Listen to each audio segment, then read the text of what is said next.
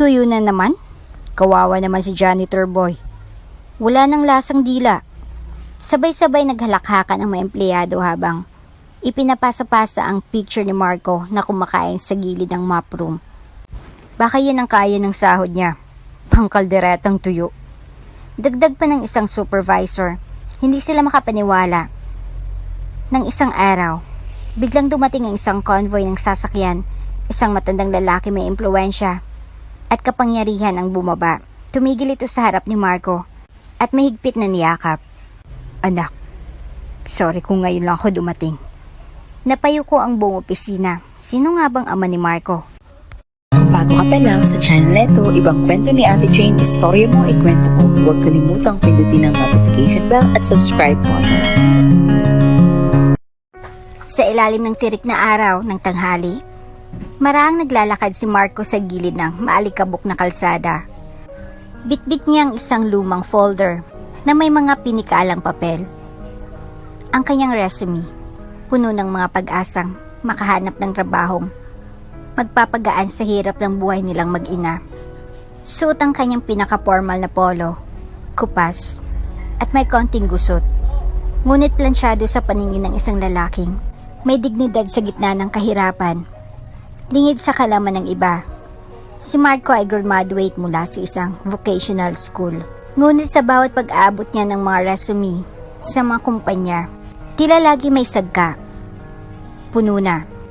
Hindi ka pasok sa qualifications. O wala ng bakante. Ngunit kahit ganoon, hindi siya nawala ng pag-asa. Dahil sa tuwing nagdidismaya siya, ang iniisip lang niya ay ang ina niyang si Luz. Isang labandera na halos hindi na makabangon sa pagod, ngunit wala ni isang araw na nagreklamo. Makakahanap din ako, Nay. Bulong niya sa sarili habang tumitigil saglit sa ilalim ng lilim ng isang waiting shed. Pinupunasan ang pawis sa noo. Sa araw na iyon, dinala siya ng kanyang mga paa sa business district. Isang lugar na tanging naririnig lang niya sa mga kwento ng mga kaklase noon. Mataas ang gusali, magagarang sasakyan, mababangong mga tao. Kakaibang mundo ito para sa isang tulad niyang anak ng labandera. Huminto siya sa tapat ng isang malapalasyong gusali, Villamor Holdings. Isa ito sa pinakatanyag na kumpanya sa lungsod. Malaki ang signage, malakristal ang mga salamin, at sobrang linis ng paligid na parang ayaw mong madumihan. Huminga siya ng malalim at pumasok sa loob. Sinalubong siya ng malamig na hangin ng aircon at ng tingin ng receptionist na tila nagtatanong kung naliligaw ba siya. Ngunit bago pa man siya makalapit, hinarang siya ng gwardya. Bossing, anong sadya mo rito? Tanong ng gwardya, hindi bastos ngunit may halong pagdududa. Nagpakumbaba si Marco at iniabot ang kanyang resume. Sir, baka po may opening na kahit janitor, kahit anong trabaho po, papasukin ko. Bago pa makasagot ang gwardya, bumukas ang elevator. Lumabas ang dalawang makikisig na lalaki na halatang matataas ang posisyon. Nakasuot ng mamahaling relo. May daladalang leather folders at panay tingin sa kani-kanilang cellphone. Ngunit hindi sa kanila tumigil ang pansin ng lahat, kundi sa sumunod na lumabas mula sa elevator. Isang lalaki may matikas na tindig, matangkad, maputi, naka-tailored suit, at may aurang hindi basta-basta. Si Lionel Vergara, ang CEO ng kumpanya. Napatingin si Lionel kay Marco. Tumigil siya sa paglalakad. May problema ba rito? Tanong ni Lionel habang lumalapit. Agad na nag-at-ace ang gwardya. Sir, naghahanap lang po ng trabaho. Janitor lang po yata. Tinanggap ni Lionel ang papel mula kay Marco. Binasa niyang pangalan. Marco de la Cruz? Unti-unting nag-iba ang ekspresyon niya. Ikaw bang anak ni Luz de la Cruz? Nagulat si Marco. Opo, kilala niyo po si Mama? Hindi sumagot si Lionel. Tinitigan lang niya ang binata. Tila may hinahanap sa kanyang mukha. Sa isang iglap, ngumiti siya. May bakante sa admin office. Janitorial post. Tatawagan ka na lang kung kailan ka magsisimula. Namilog ang mata ni Marco. Hindi siya makapaniwala. Talaga po, sir?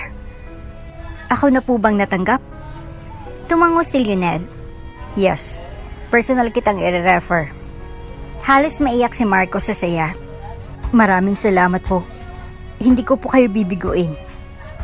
Ngunit sa likod ng ngiti ni Lionel, may lihim na naramdaman, may kirot, may pagkagulat, at may alaala. Hindi niya lubos maipaliwanag, ngunit may koneksyon sa batang ito na hindi niya maipaliwanag. Habang si Marco naman, buo ang tuwa at pag-asa sa puso. Sa wakas, may trabaho na siya at hindi lang basta trabaho. Mismo sa opisina ng CEO na siya na-assign, hindi niya nalalaman iyon.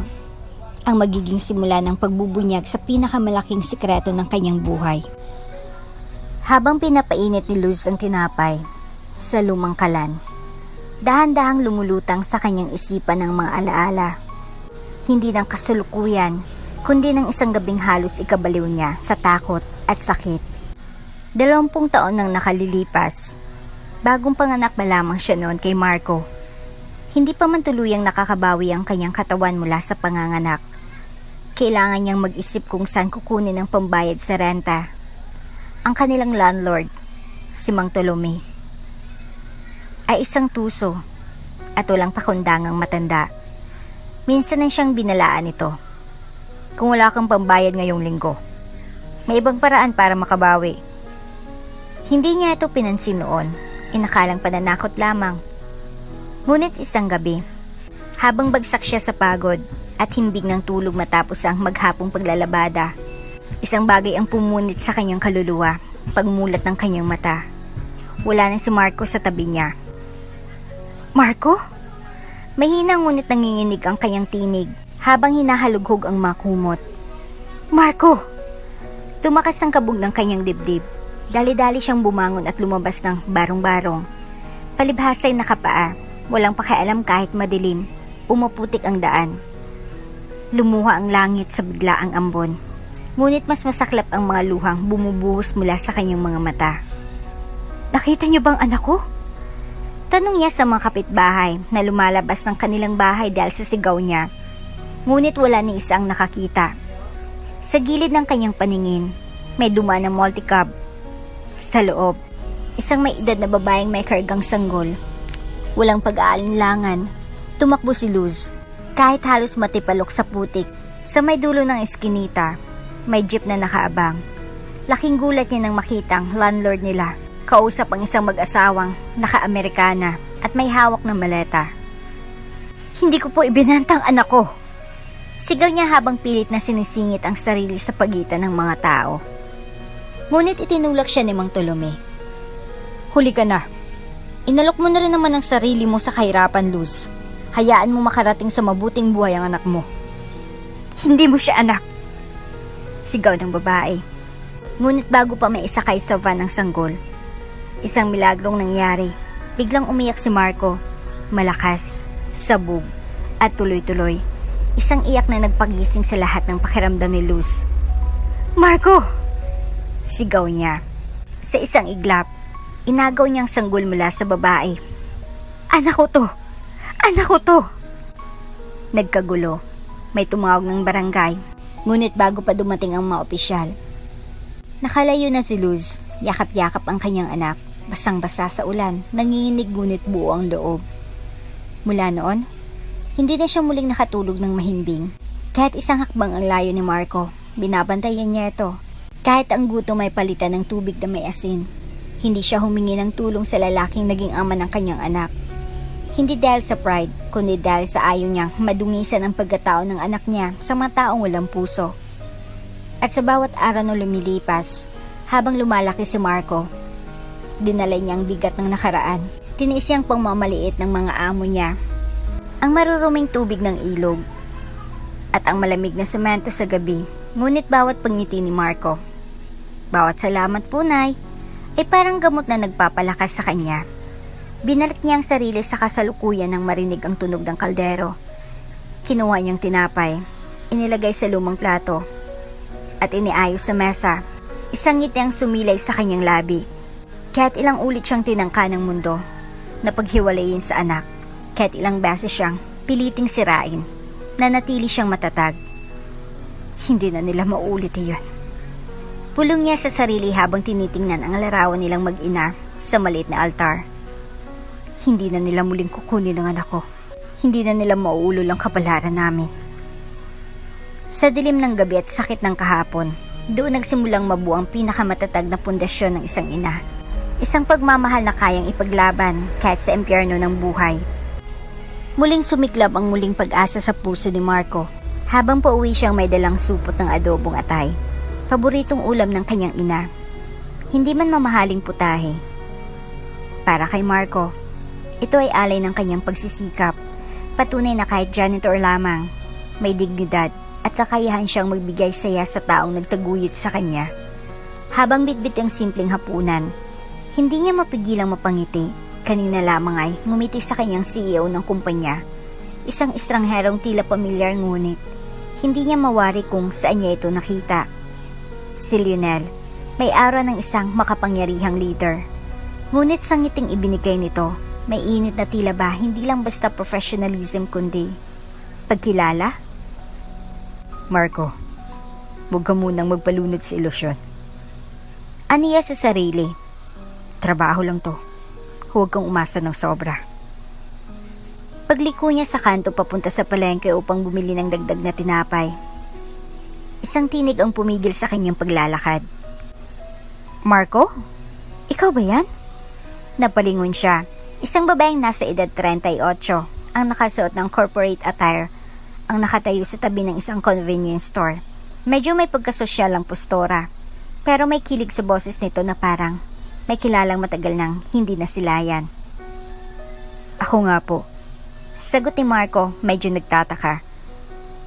Ako si Ma'am Tricia, dating sekretarya ng kumpanyang pinag-a-applyan mo. Bilib ako sa'yo, hindi ka sumuko. Napakunot noo si Marco. Kayo po pala yun, parang nakita ko na po kayo dati. Ako po kasi yung nag-apply noon bilang scholar. Naputol ang kanyang pagsasalita nang biglang nag-ibang ekspresyon ni Ma'am Tricia. Mula sa ngiti ay naging matalim ang kanyang mga mata. Napayuko ito sandali, tila nagkaroon ng konsensya. Ikaw pala yung anak ni Luz. Nagulat si Marco. Kilala niyo po si Mama? Hindi sumagot agad si Tricia, bagkusay napatingin ito sa malayo. Parang may binabalikan na alaala. Matagal ng kwento yun, Marco. Pero gusto kong malaman mong dapat sanay naging scholar ka ng kumpanya. Aprobado ng pangalan mo pero may nangyari. Bumilis ang tibok ng puso ni Marco. Anong ibig niyong sabihin? May personal akong hinanakit noon sa ina mo. Naging unfair ako. Nang makita ko ang pangalan ng nanay mo sa listahan ng aplikante, tinanggal ko ito. Hindi mo alam kung gaano ako nagsisi sa ginawa kong yun. Biglang nanlamig ang paligid para kay Marco. Parang sinampal siya ng hangin sa kasalukuyang mainit na hapon. Kay tagal niyang nagtaka kung bakit hindi siya tinanggap noon bilang scholar kahit pasado siya sa lahat ng exams at interviews. Ngayon, nahanap niya ng sagot. Bakit niyong ginawa yun? Mahina niyang tanong, namumuang luha sa kanyang mga mata. Dahil naging kabit ng dati kong nobyong ina mo. Yun ang sabi nila. Ewan ko. Bata pa ako noon. Ulo lang ang pinairal, hindi puso. Pero ngayon, ikaw tong nagsusumikap at akong natupok sa iya. Tumahimik si Marco, gusto niyang magalit, sumigaw, ngunit pinili niyang pigilan ang totoo. Hindi naman ibabalik ng galit ang nakalipas. Hindi rin naman siya sigurado kung totoo ang akusasyon kay Luz. Alam niyang mabuting babae ang kanyang ina at kahit pa may bahid ng kahapon, hindi siya kailanman naging masama. Ayos lang po. Mahinang sambit ni Marco. Nandito na po tayo sa ngayon. Kung hindi rin po dahil sa inyo, baka hindi rin ako natuto tumanggap at magsikap. Napasinghap si Tricia. Halatang mas lalong kinain ng konsensyang kabaitan ng binata. Salamat sa kapatawaran, pero may gusto akong ipaalam sa iyo. Po? Ang CEO natin, si Mr. Lionel, siya mismong pumirma para aprubahan ka noon. Siya mismong tumanggap ng aplikasyon mo bilang scholar. Siya rin ang nagtatanong noon kung bakit hindi ka sumipot. Hindi niya alam kung ako ang nagbura ng pangalan mo. Napatigil si Marco. Hindi niya alam kung anong mararamdaman sa isang iglap. Ang CEO na kanyang iniidolo pala noon pa ay naging bahagi na pala ng kwento ng buhay niyang kinapos ng kahirapan. Bago pa siya makapagtanong pa, umalis na si Tricia. Iniwan siyang nakatayo sa kalsada, hawak pa rin ang adobong atay sa plastic at ang damdaming tila binabayo ng isang matinding balita. Pagka-uwi, agad siyang sinalubong ni Luz. "Anak, bumili ka pa talaga ng paborito ko?" Tanong nito habang tuwang-tuwa. Ngunit si Marco ay nanatiling tahimik. Niyakap niyang ina ng mahigpit. "Nay, kung may taong nanakit sa'yo noon, mapapatawad niyo pa rin ba sila?" Napatingin si Luz, nagtataka. "Bakit mo natanong, anak?" "Wala po, curious lang, kung sakali. Mapatawad niyo pa rin po ba?" Tumango si Luz. "Ang sugat, anak. Hindi gumagaling kung puro galit ang laman. Pero kapag pinunasan ng pag-unawa, natutuyo rin kahit pa masakit." At doon nagsimulang muling tumibok ang pag-asa sa puso ni Marco. Isang tahimik na paghahanda para sa matanong na unti-unting nabibigyan ng sagot. Hindi pa tapos ang kanyang pakikibaka, pero ngayon, alam niya na may mga mata na nagmamasid. May katotohanan na unti-unting lumilitaw. At may puso na handang magpatawad. Gabi na. Tahimik ang paligid ng kanilang barong-barong sa gilid ng riles. Ang tanging huni ng kuliglig at kaluskos ng maggulong ng tren sa malayo ang maririnig. Si Marco, nakaupo sa sahig sa gawa na pinagtagpi-tagping kahoy, ay tahimik na sinusulyapan ng kanyang inang si Luz na abala sa pagtutupi ng matuyong labada. "Ma," mahina niyang simula halos pabulong. "Bakit po hindi tayo pinanagutan ni tatay?"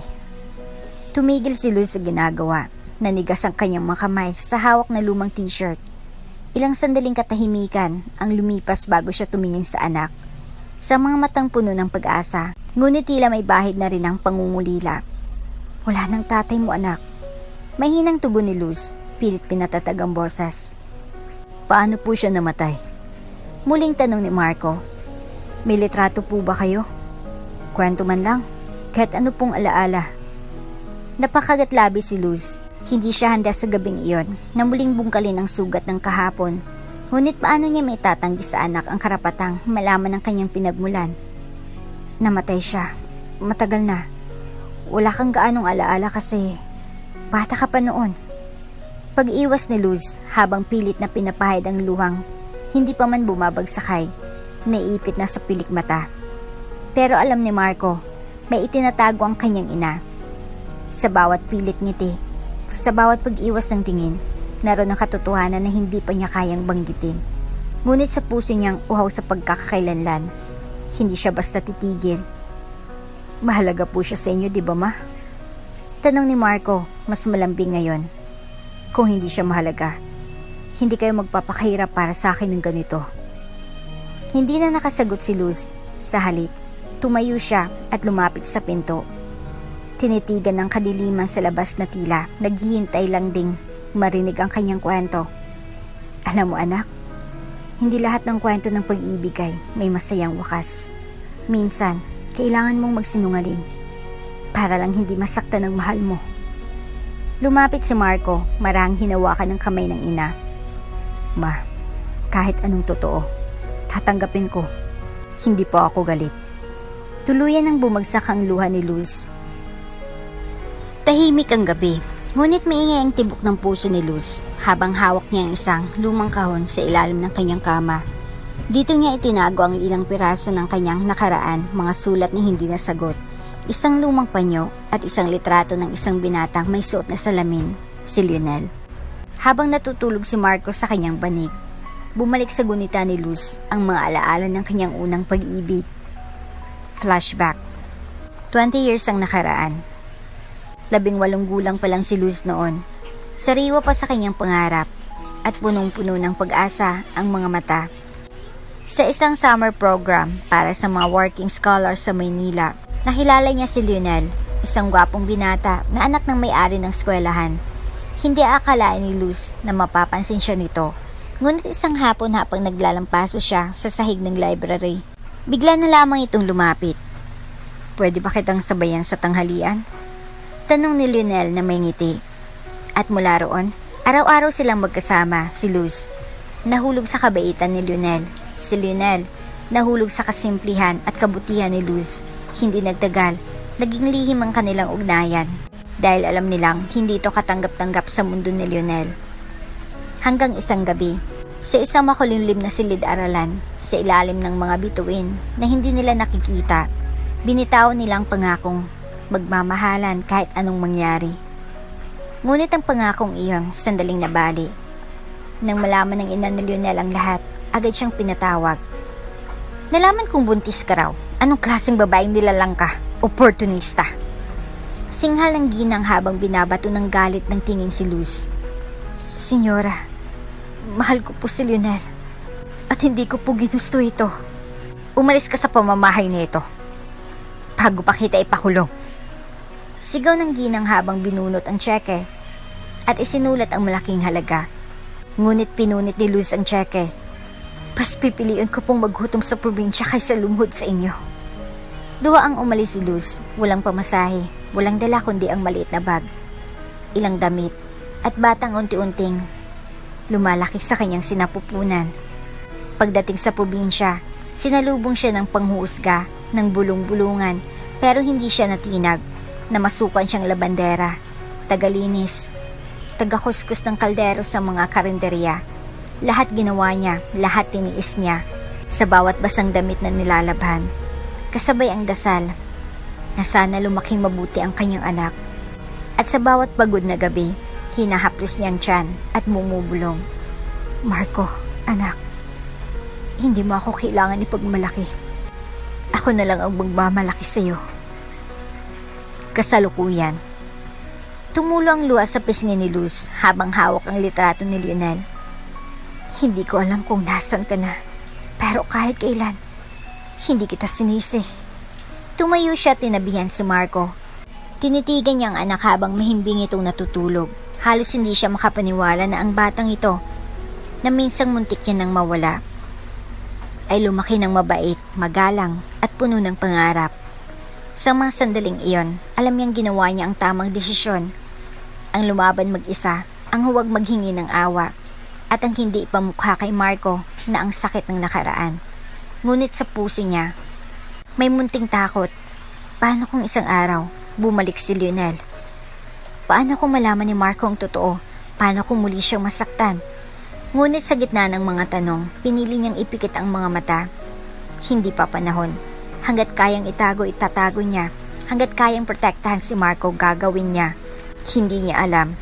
Sa kabilang dako ng syudad, isang lalaking may hawak ng lumang sulat, ang tahimik na nagbubuklat ng kahapon.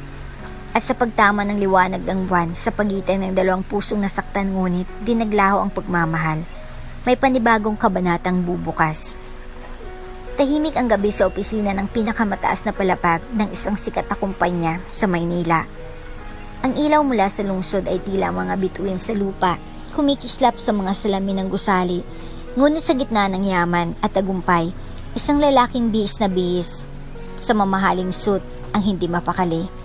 Si Leonel Vergara, ang CEO na kilala sa pagiging matalino, matapang, ngunit misteryoso. Habang hawak niyang resume ng bagong janitor na si Marco, muli siyang napatingin sa larawan nito. May kung anong tila bumabalot sa kanyang dibdib. Isang pamilyar na damdamin, isang kirot na hindi niya maipaliwanag. Marco de la Cruz. Bulong niya sa sarili. Tumigil siya sandali, tila may pamilyar sa apelyadong de la Cruz. Sa dami ng aplikante sa kanilang kumpanya, bihira siyang bumaba para personal na tumanggap ng papeles. Ngunit nung araw na iyon, may humila sa kanya na tumingin kay Marco, isang simpleng binata na may dalang plastic na folder. May pagod na mukha pero matatag ang tindig. Ang mga mata ni Marco, parang nakita niya na ang mga matang iyon noon, parang isang alaala na ayaw pa ring lumubog sa agos ng panahon. Flashback. 20 taon nang nakaraan. Si Lionel ay nasa kolehiyo pa noon, isa sa mga pinakamagagaling na kursong business administration. Ngunit sa kabila ng katalinuhan, naging rebelde siya sa kagustuhan ng kanyang ina na ipamana agad sa kanyang negosyo. Mas pinili niyang makihalubilo sa mga working scholars ng universidad, kung saan una niyang nakita si Luz, isang tahimik ngunit masayahing dalaga. Hindi niya inaasahang may in love siya sa isang babaeng hindi bagay sa mundo niya, ngunit hindi napigilan ng pusong pagkahulog. Araw-araw, inaabangin niya si Luz sa kantin, sa library, kahit sa likod ng building kung saan ito madalas naglalaban ng uniform ng ibang estudyante. Si Luz, ang unang babae nagturo sa kanya kung paano magmahal ng totoo, hindi para sa estado, hindi para sa inaasahan, kundi dahil lang sa damdamin. Isang gabi, nang aminin ni Luz na siya ay buntis, muntik nang bumagsak ang buong mundo ni Lionel. Ngunit bago pa siya makapagdesisyon kung paano siya lalaban sa pamilya niya, umeksa ng kanyang ina. Tinatawag si Luz, pinagbantaan, pinagsabihan ng masasakit na salita, at nang malaman niyang pinalis ito, wala na siyang nagawa. Natakot siya, umurong, tumahimik, tinanggap na lamang niya ang lahat bilang pagkatalo. Pagkalipas ng ilang linggo, wala na si Luz. Lumipat na raw pabalik ng probinsya, at sa bawat tahimik na gabi mula noon, tinatanong ni Lionel ang sarili, bakit hindi ako lumaban? Kasalukuyan, tumayo si Lionel at nilapitan ng malaking salamin ng kanyang opisina. Tinitigan niyang refleksyon ng sarili, matikas, mayaman, makapangyarihan, ngunit sa kaloob-looban, may batang lalaki pa rin siyang hindi marunong panindigan ng sarili noon. Luz, kung totoo nga na ikaw ang ina ni Marco, bulong niya. At kung totoo nga, siyang anak na iniwan kong hindi ko malang nakilala. Napaluhod siya sa harap ng kanyang mesa. May luha na tumulo sa kanyang pisngi. Hindi ng kahinaan, kundi ng panghihinayang. Binuksan niyang muli ang resume ni Marco. May naka-attach na clearance form mula sa barangay. Doon niya nakita ang buong pangalan, Marco Reyes de la Cruz. Tumuyo siyang muli, binuksan ang drawer ng kanyang mesa at kinuha ang isang lumang envelope. Sa loob nito, isang larawan ni Luz. Ang huling larawan nila noong kolehiyo sila. Kung ikaw nga si Marco, ikaw ang anak ko. Mahigpit niyang pinikit ang mga mata. Ngunit isang bagay ang sigurado sa kanya. Hindi na siya papayag na mawala pa muli ang pagkakataon. Kung may maliit na pag-asang maitama ang pagkakamali ng kahapon, pipilitin niyang lumapit. Hindi bilang CEO, hindi bilang estranghero, kundi bilang isang ama na huli mang dumating, ay handang lumaban ngayon. Maaga pa lamang ay gising na si Marco. Hindi na siya halos nakatulog sa sobrang excitement. Sa wakas, may trabaho na siya. Isang bagay na matagal niyang ipinagdasal. Kahit janitor ang posisyon, para sa kanya, ito'y isang biyaya. Isang hakbang palapit sa pag-ahon nila ng kanyang inang si Luz mula sa hirap. Nakahain ng simpleng almusal, kanin at kape. Si Luz ay abala pa rin sa paglalaba. Ngunit nang sabihin ni Marco ang magandang balita, agad niya itong niyakap. Salamat sa Diyos, anak. Kahit anong trabaho, basta marangal. Ipagmalaki mo yan. Ani Luz habang pinahid ang pawis sa noo. Bago siya umalis, isinuot ni Marco ang isa sa dalawang polo niyang pinagpalit-palitan mula noong kolehiyo. Nilinis siyang mabuti ang sapatos. Walang makakapigil sa kanya. Hindi kahirapan, hindi panghuhusga. Pagdating sa gusali, sinalubong siya ng guard na si Mang Lito, na ngayon ay kabisado ng kanyang pangalan. Oh, Marco, handa ka na ba? Diretso ka raw sa 12th floor. Doon ka raw i-assign. Sabi nito sa biking dat. 12th floor? Sa taas? Tanong ni Marco, hindi makapaniwala. Oo, sa opisina mismo ni Sir Lionel. Bulong ni Mang Lito. Hindi niya alam kung matutuwa ba siya o manginginig sa kaba. Ang CEO mismo ang tumanggap sa kanya ng resume. At ngayon, doon siya mismo itatalaga. Isang oportunidad, oo. Ngunit may kaba sa dibdib niya. Pag-akyat niya sa floor na iyon, sinalubong siya ng malamig na tingin mula sa mga empleyado. Magagandang mga suot. Halatang may sinasahod na higit pa sa pang-araw-araw. At naroon siya, may daladalang map, timba at simpleng baon sa brown bag. Ano yan? Bagong staff sa pantry? Bulong ng isang babaeng empleyado, sabay tawa. Hindi, janitor yata. Pero bakit sa floor natin siya na-assigned? Eh di ba mga utility dapat sa ground lang? Sabi naman ng isa pa. Narinig lahat iyon ni Marco. Ngunit pinili niyang ngumiti. Hindi siya narito para makipagtagisan ng yabang. Narito siya para magtrabaho. Habang nililinis niya ang hallway, dumaan ang isang supervisor, si Sir J, at tinapunan siya ng mapanuring tingin. Hoy, ikaw, bakit dyan ka naglilinis? Hindi mo ba alam na exclusive to para sa mga board members? Sigaw nito. Napayo ko si Marco. Pasensya na po, sir. Inutusan pa ako ng HR na linisin ang buong floor. HR? Aba, ikaw na palang VIP janitor. Sabay tawa at iniwan siyang namumula sa hiya. Hindi pa siya tapos sa pagpunas ng lamesa nang biglang lumapit ang isang babae. Si Trina, isa sa mga sekretarya ng executive floor. Excuse me, Mr. Janitor. Baka naman pwedeng iwasan mong punasan ng mesa habang nagtatrabaho kami. Nakaka-distract. Aniya habang nagkukunwaring abala sa laptop niya. Pasensya na po, lilipat po ako. Mahinaong sagot ni Marco. Gabi na nang umuwi siya, pagod ang katawan. Pero buo pa rin ang loob. Ang bawat insultong tanggap niya ay parang panggatong sa kanyang determinasyon. Pagdating sa bahay, masayang sinalubong siya ni Luz. Anak, kamustang unang araw? Ngumiti si Marco. Ayos lang, Nay. May mga hindi sanay sa presensya ko sa floor nila. Pero ayos lang, mahalaga, may trabaho tayo. Habang kumakain sila ng hapunan, tuyo at kanin lang muli, walang reklamo sa mga mata ni Marco. Naging masayang simpleng ulam dahil sa kwento ng kanyang unang araw. Para kay Luz, ang simpleng pag-uwi ng anak na may marangal na trabaho ay sapat na upang umiti. Sa kabilang dako, si Leonel Vergara ay napansin ang report mula sa HR. Isa sa mga janitor, si Marco, ay masipag at hindi reklamador. Isang ulat na karaniwang dumadaan lang sa kanyang mesa, ngunit sa pangalang Marco, napahinto siya. Hindi maipaliwanag ni Leonel kung bakit pamilyar sa kanyang binatang iyon. Ang paraan ng pagtitig, ang anyo, parang may tinatawag sa kanyang puso.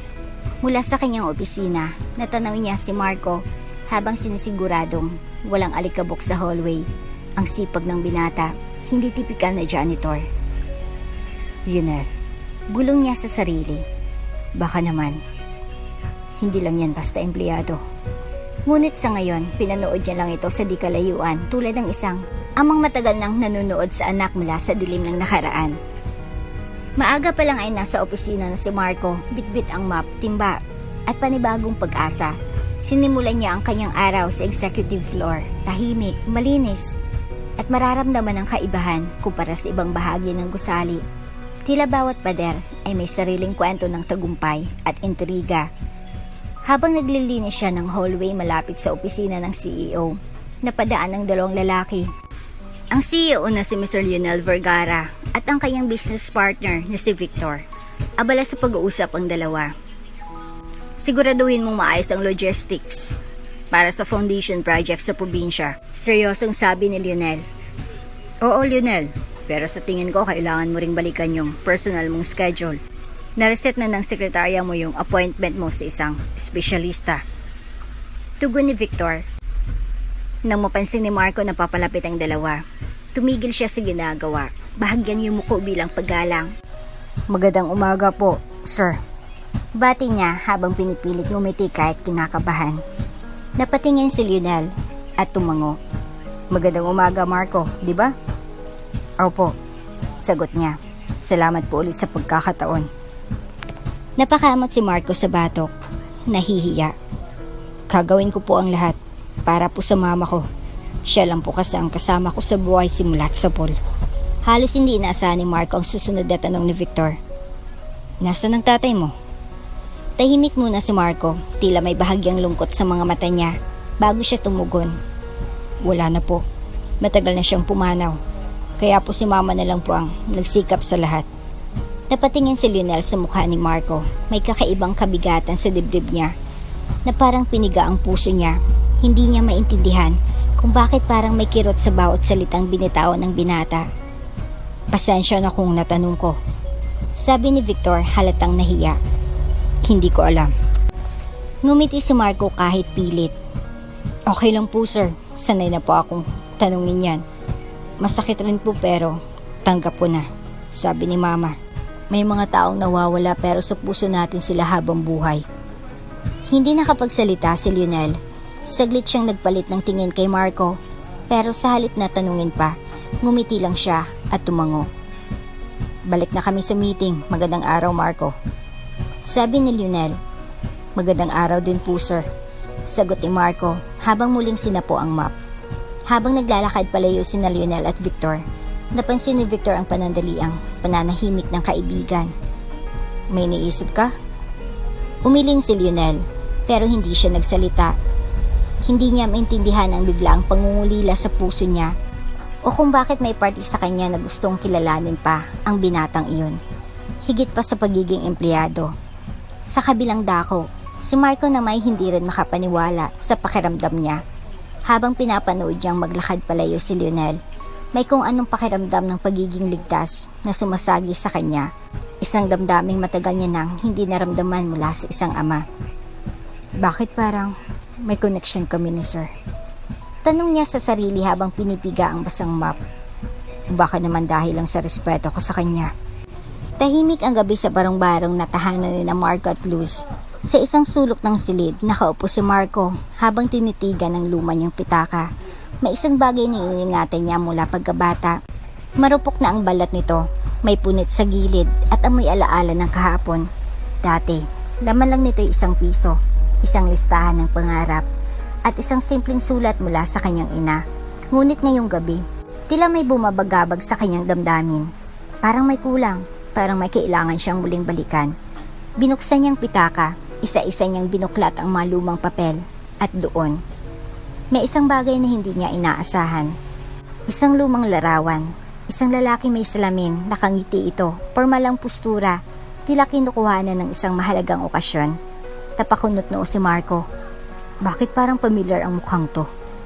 Bulong niya sa sarili, hindi niya maalala kung saan niya ito nakita, pero may kakaibang hatak ang mga mata ng lalaki sa larawan. Parang may koneksyon, parang may anino siya sa sariling mukha. Bumilis ang tibok ng puso niya. Bakit ngayon lang niya ito napansin? Ilang taon na sa kanya ang pitakang ito, ngunit hindi niya kailanman binusisi ng ganito kaingat. O baka tinakasan niya lang noon ang sagot dahil ayaw niyang saktan ng kanyang ina sa pagtatanong tungkol sa ama. Bumalik sa alaala niya ang isang tanong na matagal niya nang inilibing. Ano nga bang itsura ng tatay ko? Ni minsan, hindi siya pinakita ng ina ng larawan ng ama niya. Laging isa ang sagot. Wala na siya anak, mahalin mo na lang ako, sapat na ako. At bilang isang masunuring anak, tinanggap niya ito noon, pero ngayong may hawak siyang larawan, hindi na siya sigurado. Bakit may larawan ng lalaking to sa pitaka ko, ma? Bulong niya habang pinaglalaruan ang lumang larawan.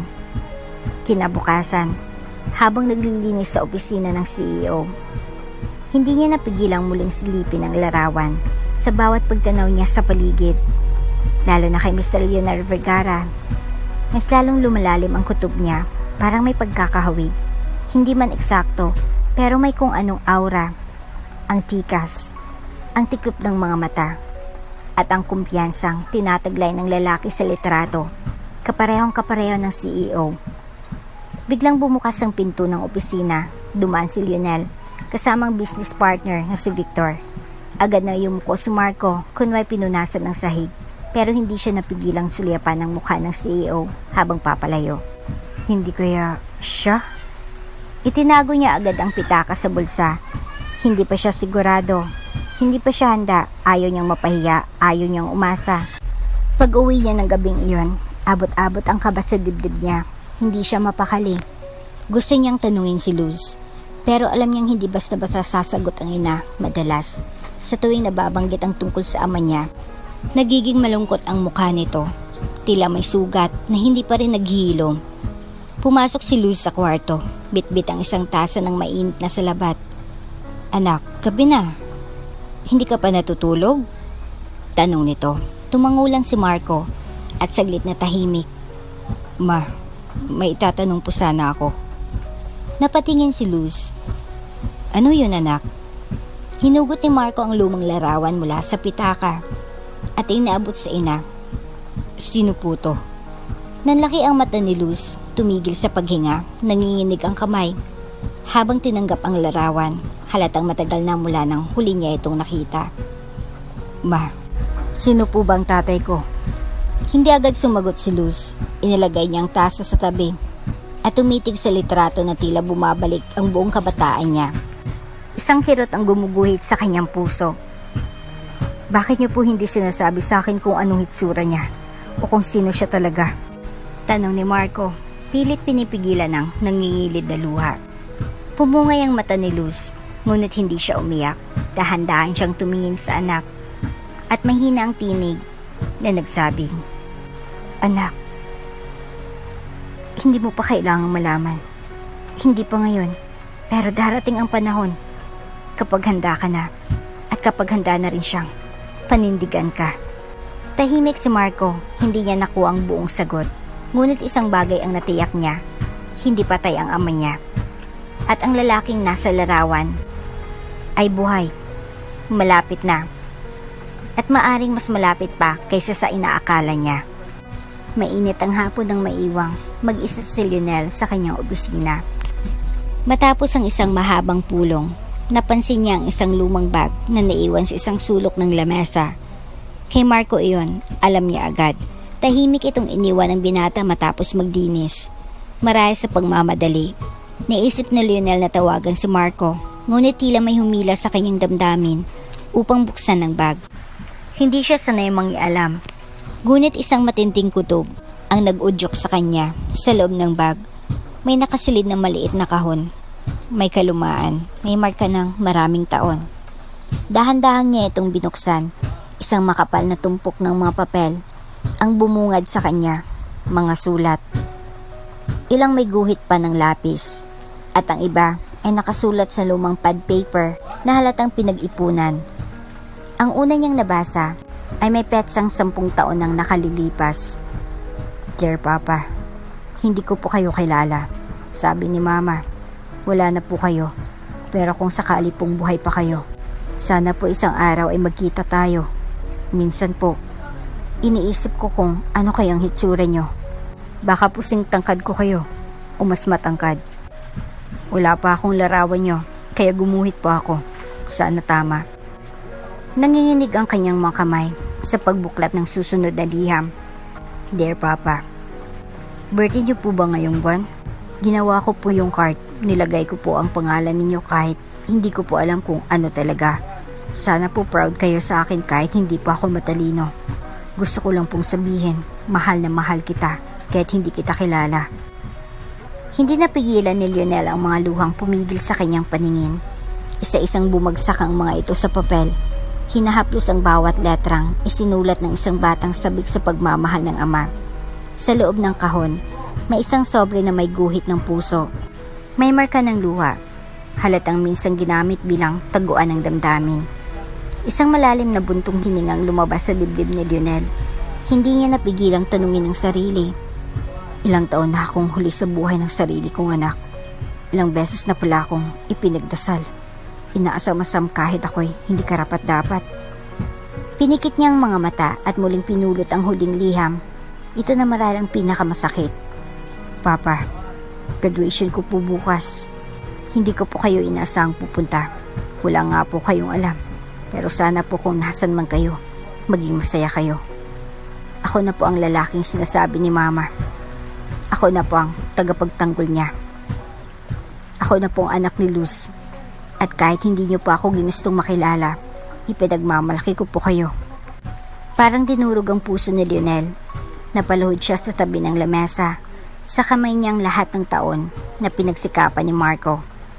Ang mga liham na inukit ang batang umaasang kahit imahinasyon lang, buo pa rin ang kanyang pamilya.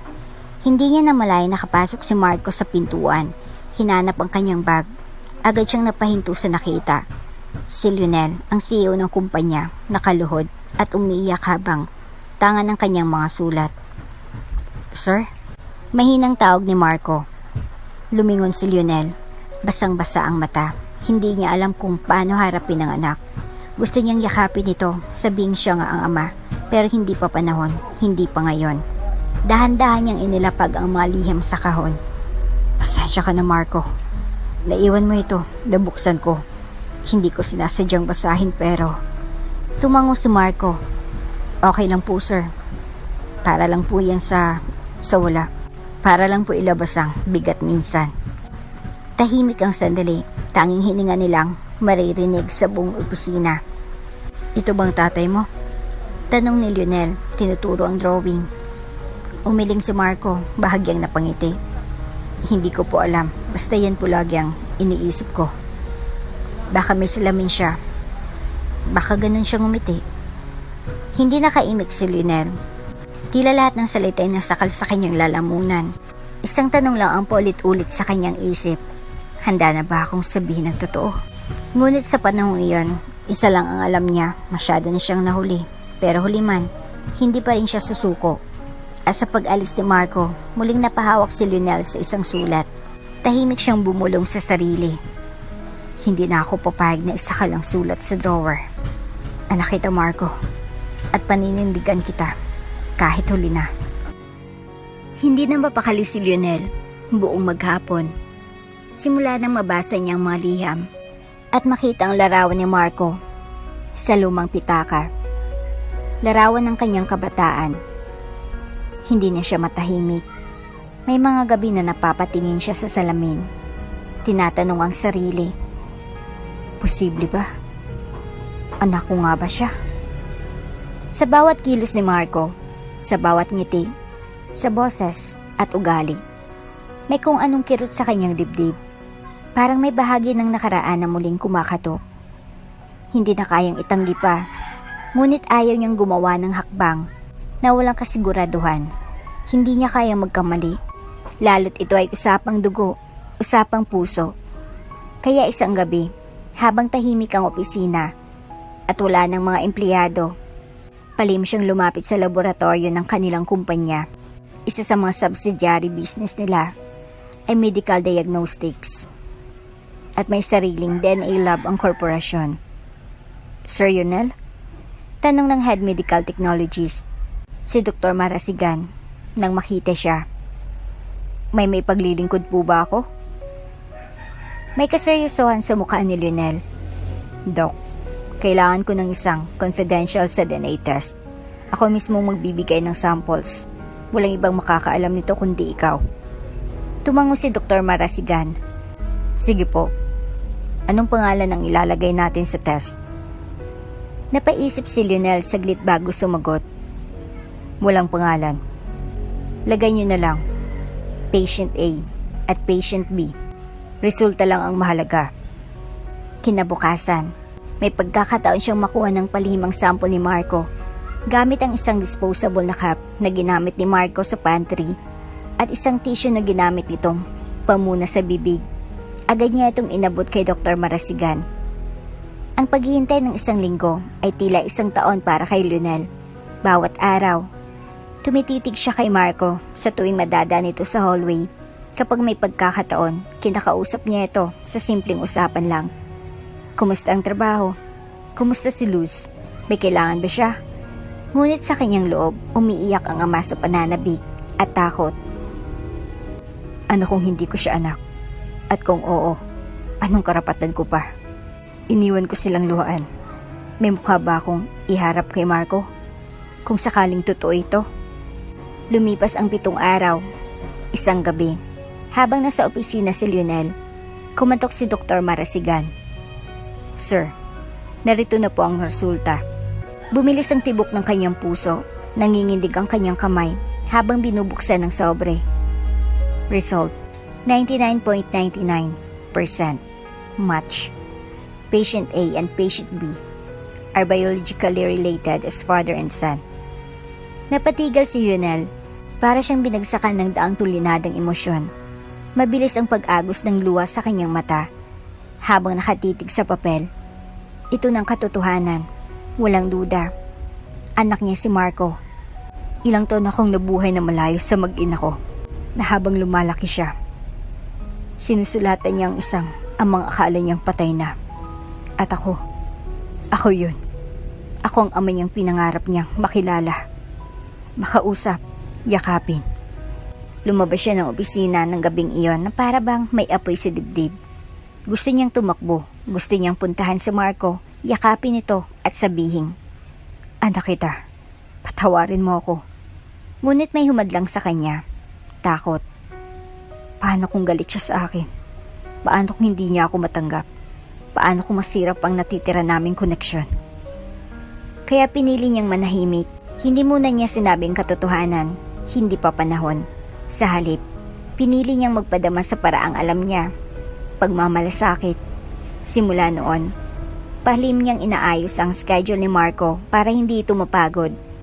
Pinapadala niya ng hindi nagpapakilala ang paboritong kape nito sa pantry.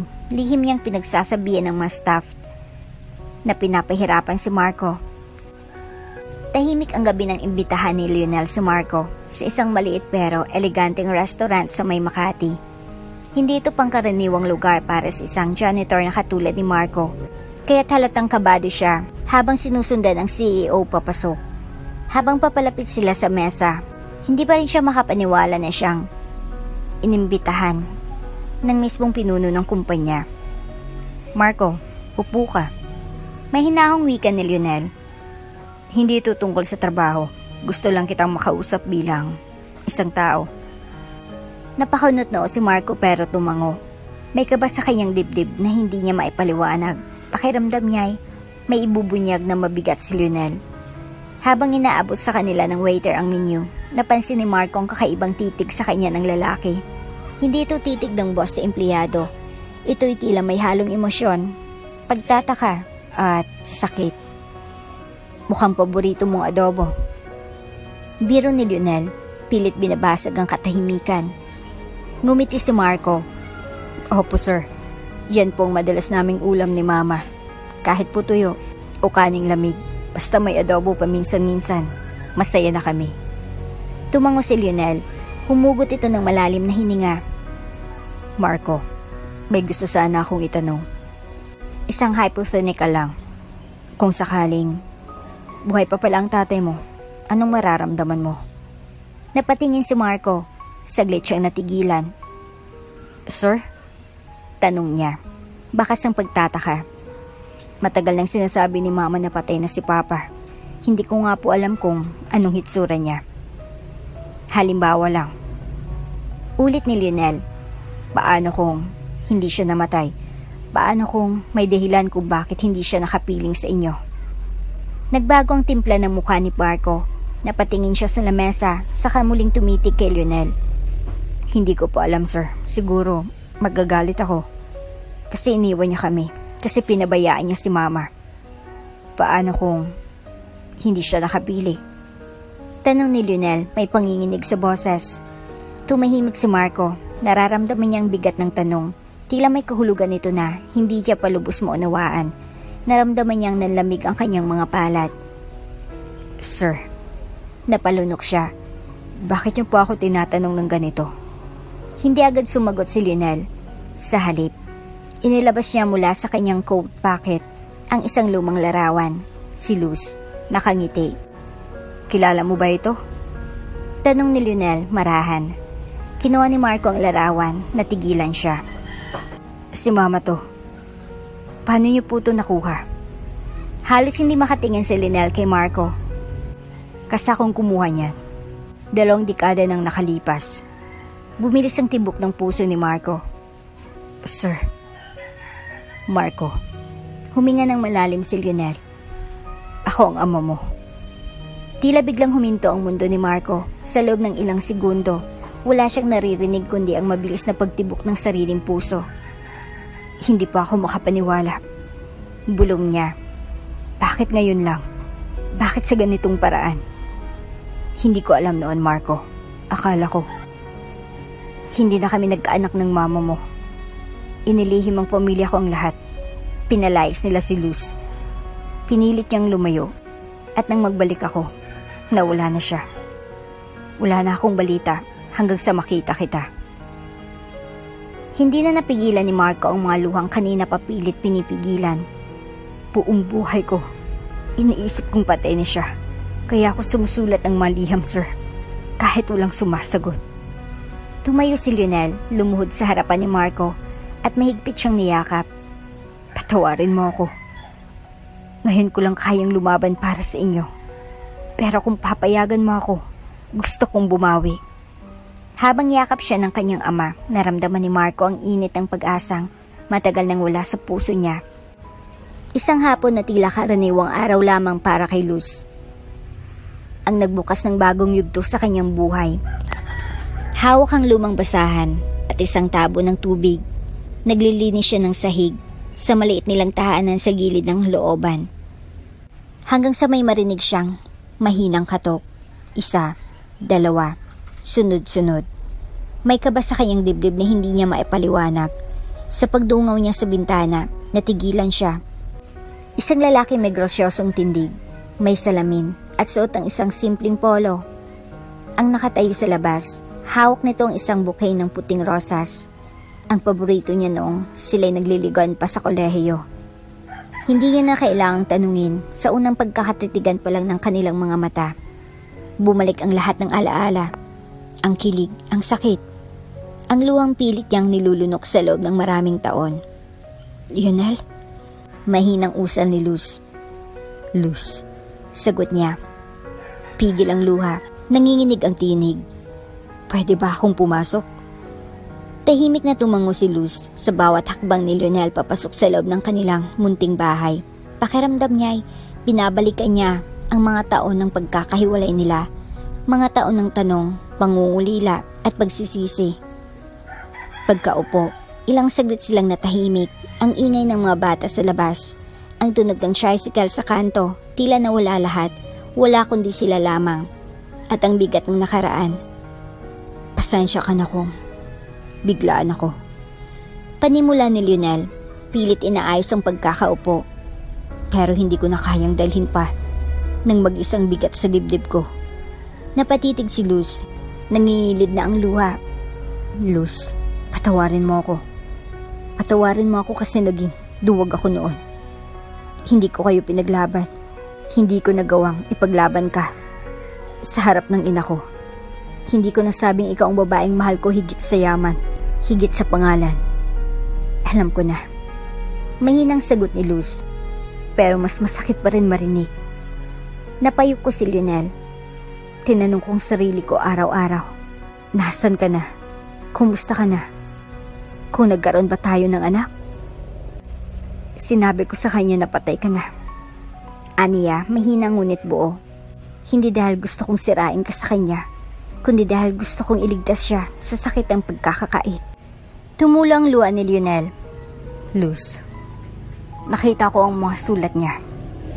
Sa akin niya pala yun isinusulat. At yung larawan ko sa pitaka niya, yun ang larawang iniwan ko sa iyo noon. Lumapit si Luz, dahan-dahang umupo sa tabi ni Lionel. Hindi ko inakala na darating ang araw na harap ka sa akin ulit.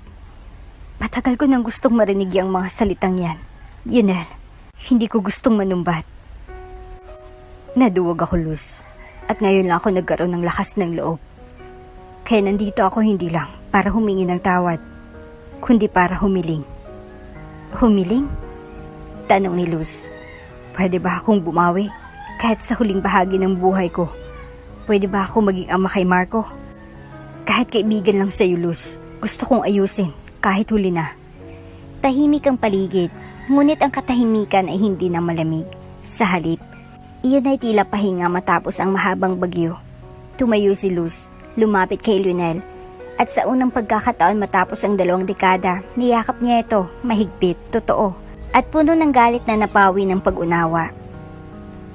Ang tagal kong hinintay to, Lionel, bulong ni Luz habang umiiyak. Ang tagal kong pinasa ng galit, takot, at pag-asang sana balang araw, bumalik ka. Mula nang muling nagtagpo ang malandas ni Lionel at Luz, tila unti-unting nabuo ang mga peraso ng pusong matagal nang wasak. Si Marco, na dati binabaliwala lamang sa opisina, ay ngayon tinatawag na Sir Marco ng mga empleyado. Hindi lang siya anak ng CEO. Isa siyang kwento ng pagbangon, ng karapat-dapat na pagmamahal at pagkilala. Tuwing dumarating siya sa opisina, ang dating map room ay pinalitan ng isang maliit ngunit maaliwalas na kwarto para sa kanya. May pangalan sa pinto, Marco Vergara, assistant to the CEO. Ngunit sa likod ng mga ngiti at bagong simula, may isang lihim na pilit itinatago ni Lionel. Gabi-gabi, mag-isa siyang nagpapatingin sa ospital matapos ang isang operasyon para sa matagal ng pananakit ng tiyan. Kinumpirma ng doktor, stage 4, pancreatic cancer. Pasensya na, Mr. Vergara. Ani ng oncologist. We'll do our best, pero kailangan yung maganda. Hindi siya umiyak, hindi siya nagwala. Umuwi siya ng bahay na dala-dala ang mabigat na papel na iyon. Diagnosis, na parang hatol ng langit. Pagka-uwi, pumasok siya sa silid na dati, walang laman. Pero ngayon punong-puno ng mga alaala ni Marco. Mga larawan, drawing at sulat. Kinuha niyang isang kahon at nagsimulang magsulat. Para sa graduation mo, Marco anak. Sana, sa araw ng pagtatapos mo, naroon ako. Sana makita kong buhatin mo ang diploma mo habang suot mo ang ngiti ng tagumpay. Pero kung wala na ako, alam mong buong buhay ko, proud ako sa'yo. Para sa kasal mo, Marco anak, sa araw na ikakasal ka, alam kong matipuno ka na. Lalaki ka nang may pangarap at puso. Sana, sa babaeng pakakasalan mo, maalala mong minahal ka ng isang ama na buong pusong nagsisisi sa mga taon ng pagkawala. Para sa unang anak mo. Anak, sa unang pagkakataon na marinig mo ang salitang tay, sana maalala mo ako at sana, sa pagkakakarga mo sa anak mo, maramdaman mong kahit wala na ako, hawak kita noon sa puso. Ilang araw pang lumipas, isang umaga, bumalik si Marco sa opisina nang mas maaga kaysa karaniwan. Nalimutan niya ang kanyang laptop sa opisina ni Lionel kagabi. Matapos ang meeting, pumasok siya at habang kinukuha ang gamit, napansin niyang nakabukas ang drawer ni Lionel. May nakalabas na folder na may header na St. Augustine Medical Center, Oncology Department. Napakunot noo si Marco. Naupa-upo siya, binuklat ang folder. Pancreatic cancer, stage 4. Name, Lionel D. Vergara. Parang binagsakan ng mundo si Marco.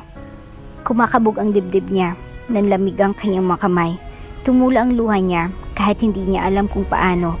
Bumukas ang pinto, nakatayo si Lionel. Hindi na ito makaiwas. Marco, mahinang sambit ni Lionel. Tay. Halos pabulong sagot ni Marco, nanginginig ang boses. Bakit hindi niyo sinabi? Lumapit si Lionel, pinilit ang isang ngiting may kirot. Anak, gusto kong maramdaman mong buo tayo. Gusto kong maranasan mong may ama ka, kahit huli na.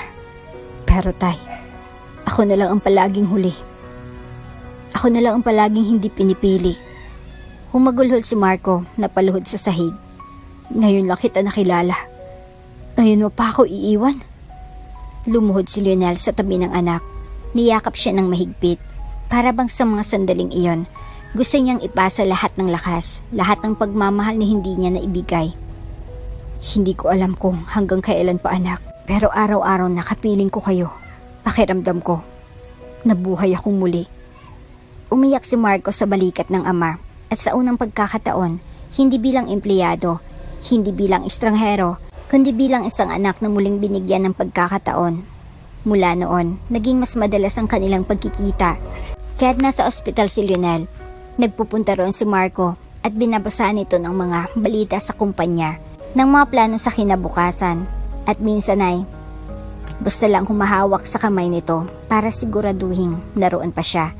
Naging mas malapit din si Lionel kay Luz. Madalas siyang biruin ito. Ang dami mong lihim, pati pala sakit mo. Nililihim mo rin? At natatawa lang si Lionel. Mabigat ka si Luz. Ayokong madamay pa kayo sa lungkot. Lionel, ani Luz, habang pinupunasan ng pawis nito. Ang pamilya, hindi lang para sa tuwa, lalo na sa hirap. At kung may leksyon akong natutunan, ito iyon. Hindi na susukat sa tagal ng panahon ng pagmamahal. Minsan, kahit huling sandali, sapat na. Sa isang sulok ng ospital, nakatayo si Marco. Hawak niya ang folder ng mga sulat na iniwan ng kanyang ama. At sa huling pahina, isang liham ang naka-address sa kanya. Marco anak ko, kung binabasa mo ito, baka hindi na ako muling magising. Pero huwag kang malungkot. Nabuhay ako ulit mula nang makilala kita. Maging mabuting tao ka, maging mabuting ama, at tandaan mong minahal kita buong buo, buong puso. Tay. Lumipas ang mga buwan mula nang tuluyang muling mabuo ang pamilya ni Lionel, Luz, at Marco. Sa kabila ng sakit na kinakaharap ni Lionel, hindi niya ito ipinakita sa publiko. Para sa kanya, ang huling bahagi ng kanyang buhay hindi dapat ubusin sa panghihinayang, kundi sa pagbawi. Araw-araw, ginugugol ni Lionel ang oras sa bahay sa mga simpleng bagay na dati hindi niya nagagawa. Ang magtimpla ng kape para kay Luz tuwing umaga, ang manood ng balita habang hawak ang kamay nito, o ang magkwentuhan sa balkonahe kasama si Marco tungkol sa negosyo, buhay at pag-ibig. Minsan, habang sabay silang nag-aalmusal, tinanong ni Lionel si Marco, "Anak, kung sakaling hindi ako CEO, kung ako'y simpleng ama lang, tanggap mo pa rin ba ako?" Ngumiti si Marco, "Tay, kahit jeepney driver pa po kayo, tatay ko pa rin po kayo. Hindi ko kayo minahal dahil sa kumpanya. Minahal ko kayo dahil buo kayong humingi ng tawad at buong puso ninyong binalikan kami."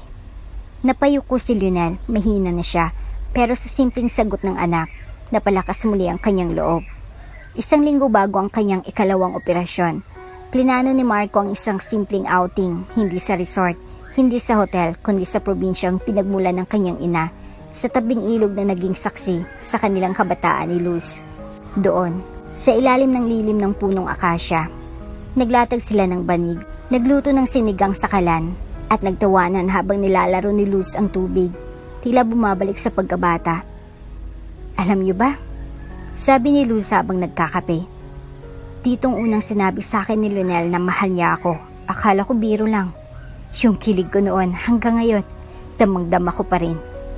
Ngumiti si Lionel, "At dito rin kita hinalikan sa pisngi, tapos sinampal mo ko." Nagtawanan silang tatlo, sa gitna ng katahimikan ng ilog at halakhak ng pamilya.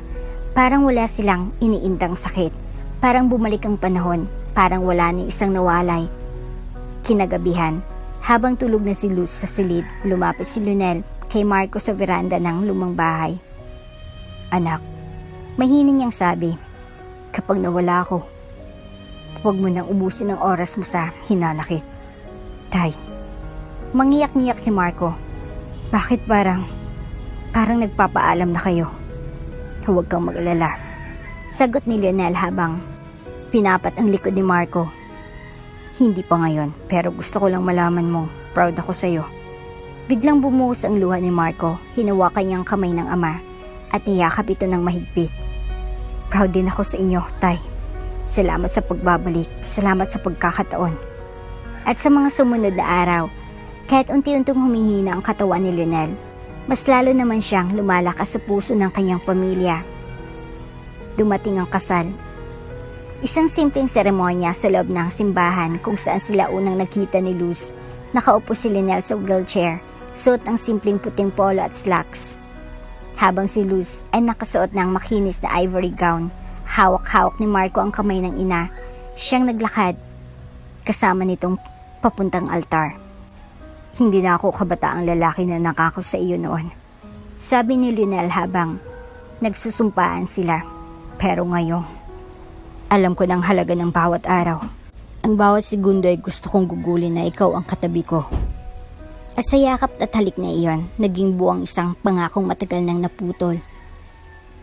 Makalipas ang ilang buwan, bumalik sila sa bahay mula sa ospital. Hindi na malakas si Lionel, ngunit araw-araw ay puno ng pagmamahal ang tahanan. Gumising sila ng sabay-sabay. Nagkakainan, nagkakantahan, nagtatawanan pa rin. Bawat sandali ay ginugol hindi sa pagluha, kundi sa pasasalamat. Nag-enroll si Marco sa business management at sa kanyang unang araw sa kolehiyo, isinama niyang ina sa pamantasan. Hindi dahil hindi niya kaya, kundi dahil gusto niyang ipakita sa buong mundo ng babaeng ito, ang dating labandera, ang dahilan kung bakit siya narito. "Anak ka ng CEO," sabi ng kaklase. Ngumiti si Marco. "Hindi lang yon. Anak ako ng isang inang hindi sumuko at isang amang bumalik para itamang lahat." At isang umaga, habang sinisinaga ng araw ang silid ni Lionel, mahimbing itong natulog. Sa tabi niya, may isang papelang, simpleng guhit ng puso. At sa loob nito, ang pangalan nilang tatlo, Lionel, Luz, Marco. Hindi kailanman nabura ang mga sugat ng nakaraan, ngunit ginamit nila iyon upang pagdibayin ang pundasyon ng kanilang bagong buhay.